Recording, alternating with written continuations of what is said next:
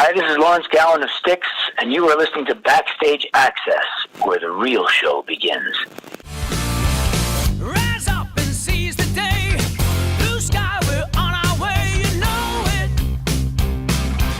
All systems set to go. Hey, this is Chris with Backstage Access, and we are pleased to have with us today Lawrence Gowan from the legendary rock band Styx. Well, thank you for taking the time to talk with us today. We do appreciate it. My pleasure.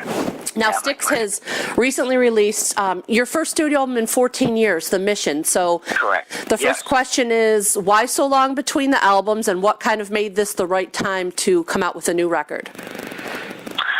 Well, so long between albums is because we play such a heavy schedule every single year. And, you know, we play usually around 120 shows, 110 to 120 per year. And we're on tour like almost incessantly. And although a lot of new ideas and new songs and notions would enter into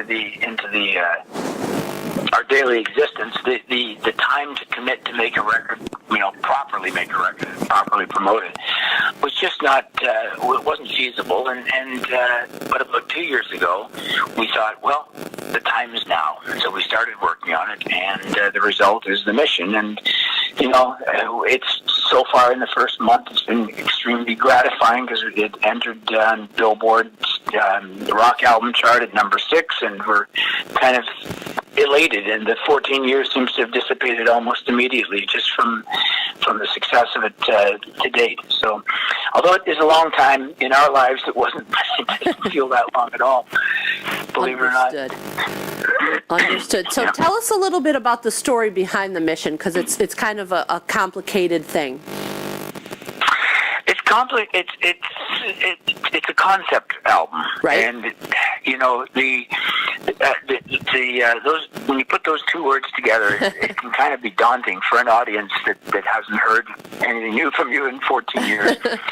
But it shouldn't be, because the story is really not required in order to enjoy the songs. The songs stand as individual pieces on their own, and although it is the linear story is about a NASA mission to Mars and then eventually on to Pluto, which is likely a one-way mission. The true story that unfolds over the course of the album is the human interaction between the crew and the difficulties that they need to navigate in their personal lives, in their personal commitments, in order to make this thing happen. So, quite honestly, as I looked through the lyrics of it, and even while we were making it, I thought, God, there's a lot of double entendre here as to that to my mind, illuminates the life within a band. It's because we are kind of a crew in our own sense. Sure. So, and I saw there was a girl yesterday, I noticed on Facebook, someone put up a cover of one of the songs already called The Greater Good, and her rendition of it to me takes me to a completely different place. It's great that that's already emerging, that people, once you embrace the song, you embrace it and kind of personalize it. So it doesn't need to be galvanized to the linear story within The Mission. However, if you're a fan of concept albums, as I am a huge one, having that story there to carry you through is just another kind of level you can take the record to if you so desire, and eventually, hopefully, it'll be a full tour where we do the record from top to bottom, perhaps next to a classic Styx album from the past. Right. Now, did this album start out with the concept of The Mission, or did that kind of evolve once the songwriting started? It evolved in an incredibly organic way. Tommy Shaw came up with a song called Mission to Mars, and I was captivated by it. I thought it was really, I was very entertained by it. It was very kind of light and bouncy, and in a lot of ways, it had a whimsical feeling to it. Nothing overly heavy, but I immediately was entertained by it. And a few weeks after that, the guy who wound up being the producer of the record, he had kind of half a song called Locomotive, and it too had a concept that was not dissimilar to the movie or the book, the Martian. So that kind of vaguely, he had been reading that book at the time, and he came up with kind of his own little song that kind of went along with it called Locomotive. So those two songs together kind of set us down a path. But I think part of what really told us we were going in the right direction was in the midst of just looking at those two songs, suddenly we got a call from NASA wanting us to come to on July the 5th, 2015, to witness the arrival of a spacecraft called the New Horizons as it arrived at Pluto. And it was after a 9-year mission, and we happened to be in Washington on that day because that's where their NASA mission was based out of. And we got entree to go in, and basically we were in the room with all these scientists as they're high-fiving themselves, and the greatest images of each other, I should say, not so much themselves, each other. And these images of Pluto were coming through on the screens, and we saw them basically before anyone else on planet Earth. We saw these images coming through, and they said, well, look, in addition to us discovering, these are the greatest photos of Pluto we've ever seen. That's why and not only that, but after 9 years, for this thing to make it that far. Right. Was really, it's pretty astounding. You can look it up now. Now that craft has gone out into the Kuiper Belt and is bringing back all kinds of information, or sending back all kinds of information. Very useful stuff. But on that mission, they discovered that Pluto, heretofore they thought it had only 4 moons. They discovered a 5th one that had never been seen before, very small, but very significant because it's number 5, and they decided to name it Styx. So we thought, God, this is like the universe is telling us to keep going in this direction. So at that point, I brought up the notion of well, why not after they leave Mars, what if they go on to Pluto? And they stop by the moon Styx to replenish their supplies, and just a kind of a whimsical, I'd use a notion as that. Eventually brought up some other musical ideas, and then from there, Tommy brought up the fact that I had this piano piece called Key Dive, Khedive, that was just a kind of a quasi-classical piano piece that I'd written and named after the ship that my dad was on in the Second World War. He was in the Royal Navy, and he always thought that word was really, he was intrigued by the word key dive, and it means ruler. The Egyptian word actually. It means ruler, and so he liked that and said, well, let's make that the name of the spacecraft, the name of the capsule that they're traveling in, So in real life, I think it's called the Orion, is the name of the NASA one that's going to Mars, but we call this one Key Dive.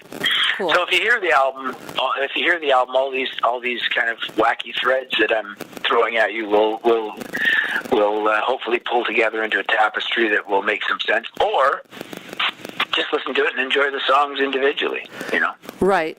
And I did get a chance to do that, and it was fantastic. And the stories are helping kind of, you can hear each song, but it's almost like the album, you can listen to it so many different ways because, like you said, each song stands on its own, but then you could listen to it start to finish and kind of let these ideas flow through your mind.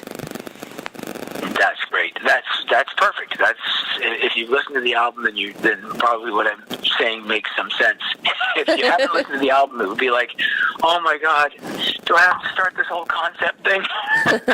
No, you can simply just put it on and listen to it and enjoy it. Yeah. Now, the album was recorded over a period of 2 years. So, what was the recording experience like this time around?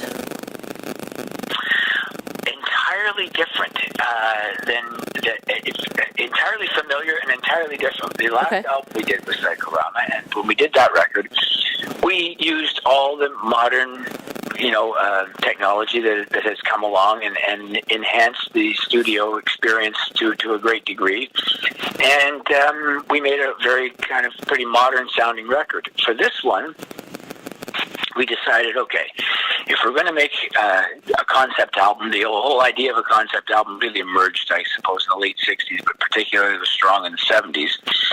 Let's record this as if we're living in 1979. So we demoed the songs, in Tommy's home studio, and once we felt that we had our performances together enough, we went into recording studio in Nashville called Blackbird, and we shut off our cell phones and shut off every digital piece of gear that we've gathered over the years, and we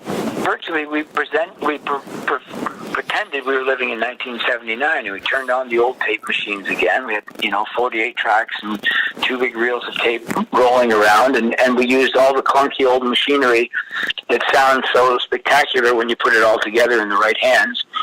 And the sounds that were coming back just sounded like something that fit in the lexicon of Styx albums from the 70s. It sounded like something that when you flipped from something we'd be working on over to something from Pieces of Eight, there wasn't this jarring change in the overall tone.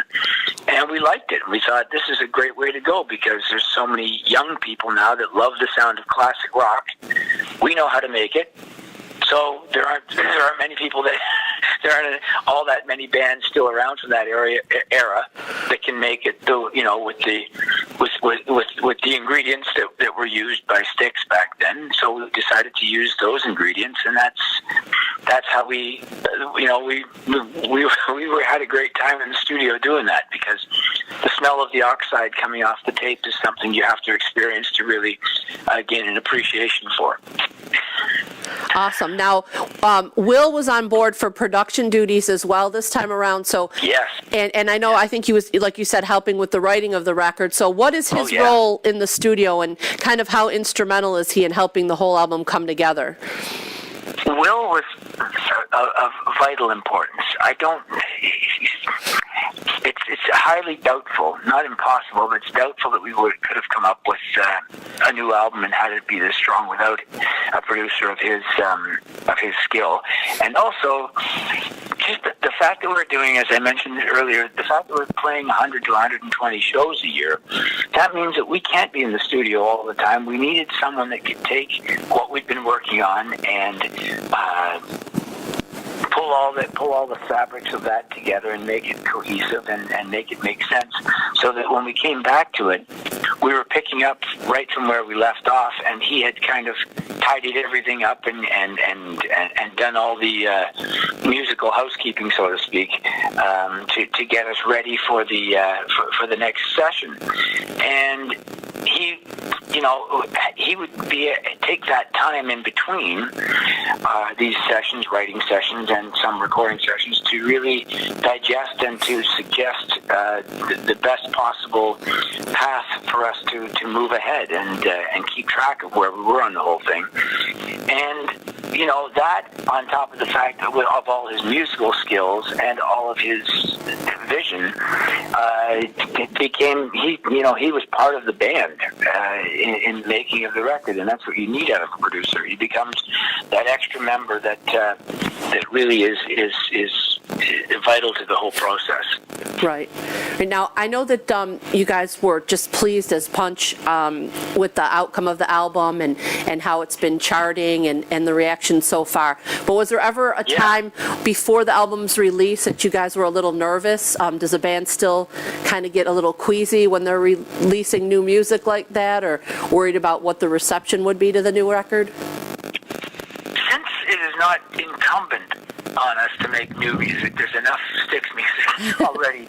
Right. To keep the band working every day of the year if we need to, The incentive was far more artistic. Right. And we kind of made a pact at the 6-month mark. We thought, let's not talk about the making of this record at all, because if we get towards the end and if we don't believe in it, if we don't love it, and if we're not willing to kind of put our names to it and proclaim that it's worthy to stand alongside the legacy of a band that's been around for nearly 5 decades, we don't have to put it out. Let's just not, let's not shoot our mouths off about it yet. But once we got to making it in the studio, our commitment went to 100%, because we checked off all those factors and realized, no, this is really strong, and we really can't wait for people to hear it. And regardless of the reaction, we all felt very, very positive and very convinced that this was our best musical statement at this time. So with all of that, we were we approach it with confidence. Great. Now, Styx is out on tour this summer on the United We Rock tour. So tell us a little bit about the tour, and I'm assuming that there's a bunch of new songs incorporated into the set list already?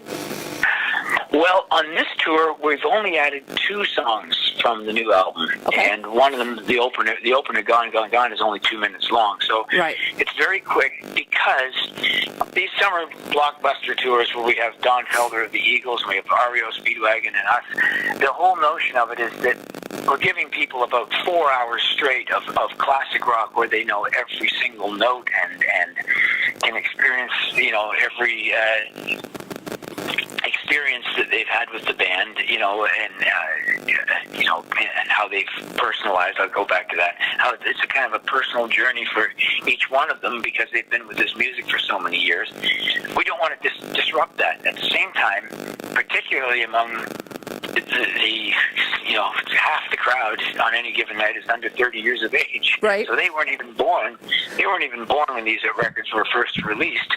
So for them particularly, they have been kind of the most vocal as far as wanting us to make new music. So there's a couple of new pieces in there.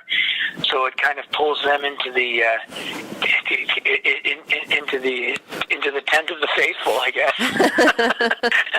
with something new that they can is concurrent with their existence on this planet. Now, being that it is a concept album, would the band ever consider touring and playing the Mission, in its entirety? Well, we would very much consider it. It's something that we'd like to do if the demand is there from the audience, from the fans, and from the promoters, etc. That if they come to see that as a viable tour, then I would say that it's likely we would do something akin to what we did in 2010, where we did an entire tour where we played back to back. We played the full Grand Illusion album and then the full Pieces of 8 album in their entirety, in the exact running order that the songs appeared on those records. And we did a DVD of that tour from Memphis, actually, the last show. Okay. And so it's likely that if we were to entertain that, we would take a classic Styx album and the Mission and do them in a back-to-back setting. Yeah. Yeah, very cool, very cool. Now, I did get an article about Styx being involved with a special concert experience for hearing aid wearers. So I was just curious, how did that all come about? I'm not sure how that did come about. I love the idea, though. It's funny. It goes back decades for me. I remember decades ago seeing there were a couple of people that were hearing impaired that loved to stand in front of the PA and experience some of the impact of music, I guess, through, the great thing about rock music is it's loud. Right. One of the great things.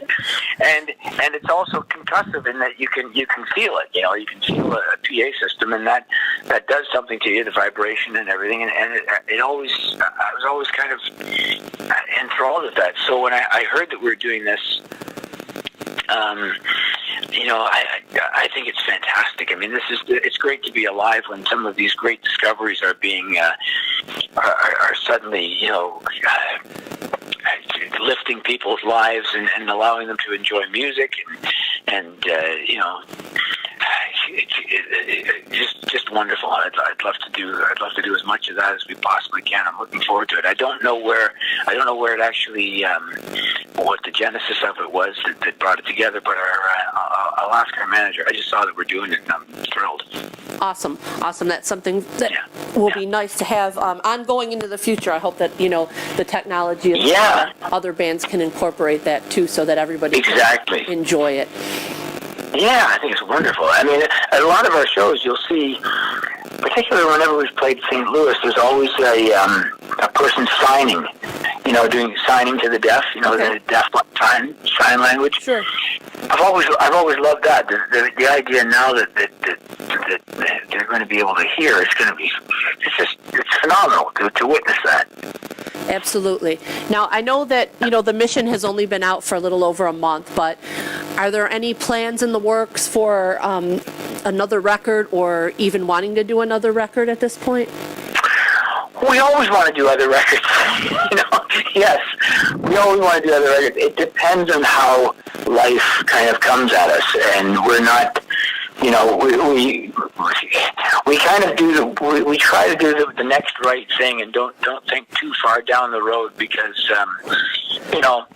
the whole embrace the day concept, philosophy has been part of our lives now for a good number of years, and I think we're going to stick by that and not make too many lofty notions about the future until it kind of presents itself and gives us the guidance that's required before we do anything like that.